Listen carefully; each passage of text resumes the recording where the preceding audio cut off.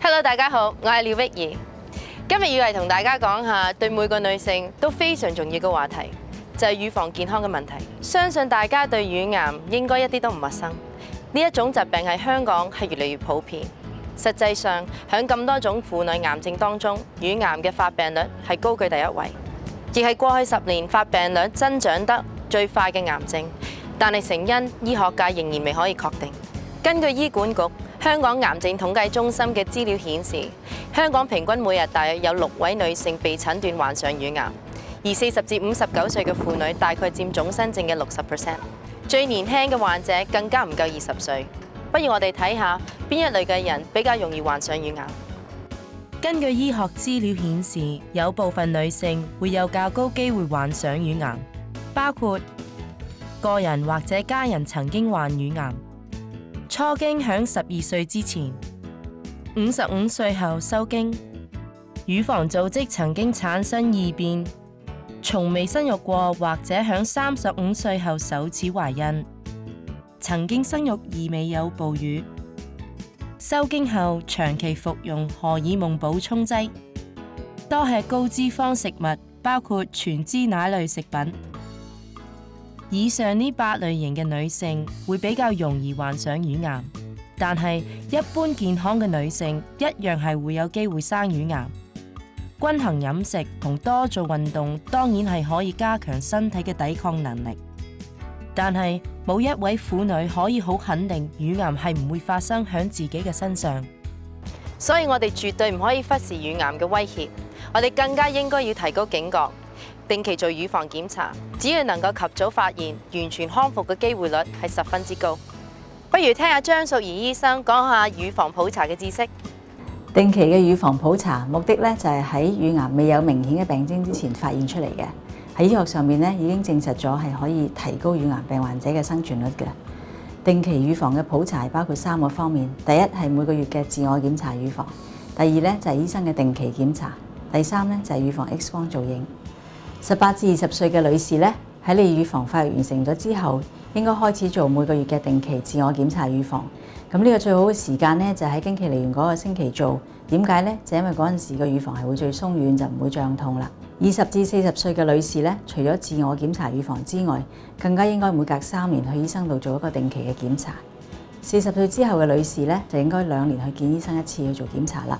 除醫生檢查同埋自我檢查乳房之外咧，更加應該係進行乳房 X 光造影。如果一般嚟講咧，就每隔2年做1次。但係如果你嘅家族成員有人試過患乳癌嘅話咧，就應該每1年做1次檢查㗎啦。收經之後嘅女士更加唔應該掉以輕心㗎。點解咧？因為年紀越大，乳癌嘅病發率係越高嘅。大家要記住張醫生嘅説話。而家等我嚟介紹一下點樣自我檢查乳房。過程好簡單，好容易就可以做得到啦。我哋可以由外觀開始，要留意乳房嘅形狀、皮膚同埋乳頭嘅顏色。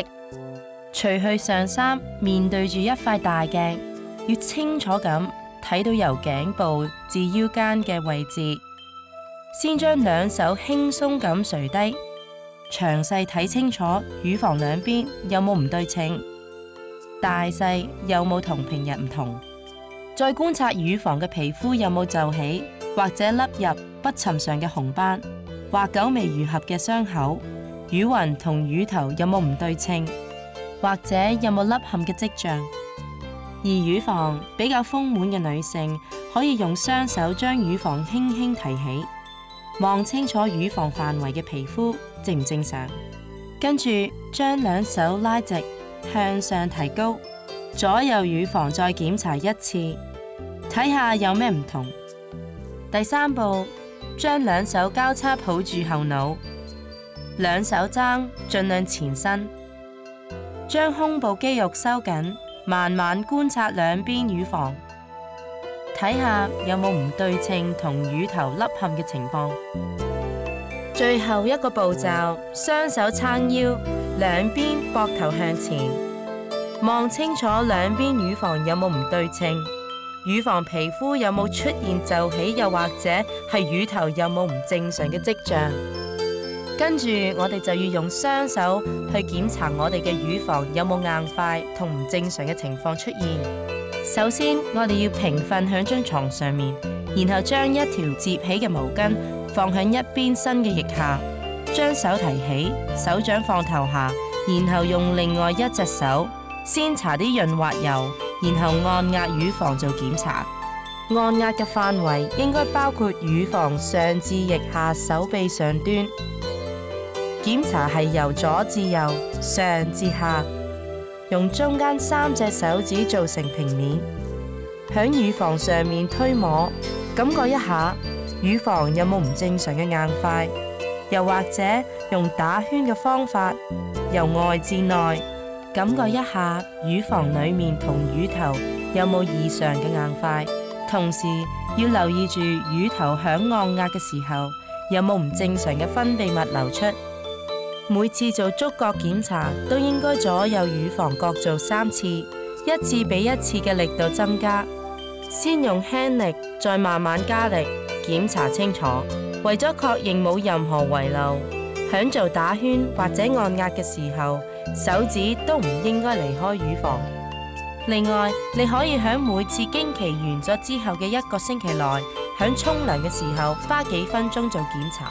方法係喺乳房上搽滿鹼液，因為咁樣會比較潤滑。我哋會比較容易用觸覺去檢查乳房內有冇唔正常嘅硬塊同異樣。先將左手提起，放喺頸後，然後用右手用剛才介紹嘅打圈方法，響左乳房上面進行按壓觸摸檢查。檢查完之後，再將右手提起，放響頸背，用左手用同樣按壓方法再檢查右乳房。當然，如果你有時間，2樣檢查都做就最保險。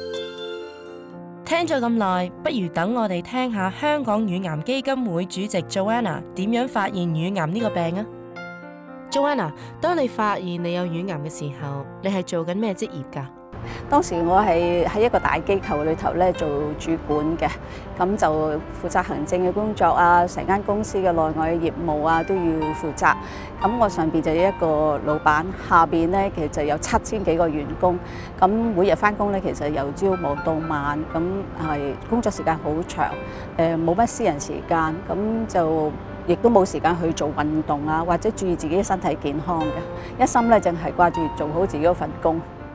你點樣發現自己患乳癌㗎？我患病之前呢個工作咧係好忙碌嘅，根本冇時間去做自我檢查，亦對乳癌嘅意識咧係好低，咁啊更加冇定期去醫生嗰度做檢查。咁直到咧我有一個女朋友咧患上乳癌，我先開始留意下乳癌究竟係一個咩病嚟嘅。咁喺2000年尾咧，我突然間發現我乳房一邊咧有啲特別嘅變化。咁我即刻去揾醫生去做 X 光檢查，咁好唔好彩咧？證實咗我係患上第2期乳癌，不過好在呢癌細胞咧就冇擴散到。有冇諗過自己會患乳癌啊？我真係冇諗過自己會患乳癌嘅。其實我家族咧冇人患過癌症，更何況係乳癌添。以前咧我以為咧年紀大嘅女性先至會患上乳癌，更何況我自己身體咧一路都好健康。所以估唔到係會發生喺我身上嘅。你有冇遲咗去睇醫生㗎？其實我一發覺個乳房唔妥嘅時間咧，我就即刻去揾醫生做檢查。之後咧就用咗半年時間去做手術啦、化療啊同埋放療，結果咧就醫翻好咗。我咧雖然冇耽誤就醫，其實咧我係未能及早發現嘅，因為一察覺唔妥嘅時間咧，我已經係第2期乳癌㗎啦。點樣感覺到及早發現嘅重要性啊？如果能夠及早發現咧，其實我唔需要接受放療同埋化療，減低身體同埋心理上嘅痛苦。所以及早發現好重要嘅，因為可以提高治癒率啦，同埋減低對心理上嘅衝擊。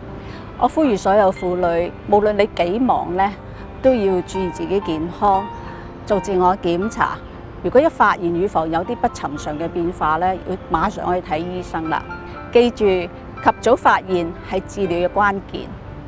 我喺呢度提醒各位女性，千祈唔好忽視自己嘅健康，幾忙都好，每個月都要抽少少時間做自我檢查，同自己身體有多啲接觸，了解身體嘅變化，有唔妥都寧願早啲醫治。如果等到無可救藥嘅時候，就已經太遲啦。乳癌並唔係絕症。只要我哋對佢認識多啲，做定期嘅檢查，大多數乳癌都可以醫翻好嘅。越早發現，醫好嘅機會就越大，治療方法亦都簡單啲，千祈唔好諱疾忌醫啊！現代嘅女性喺家庭、事業同社會都有十分重要嘅角色，應該珍惜生命。健康係掌握喺自己嘅手上，及早發現係治療嘅關鍵。你千祈咪拖啊！我廖碧儀祝大家身體健康。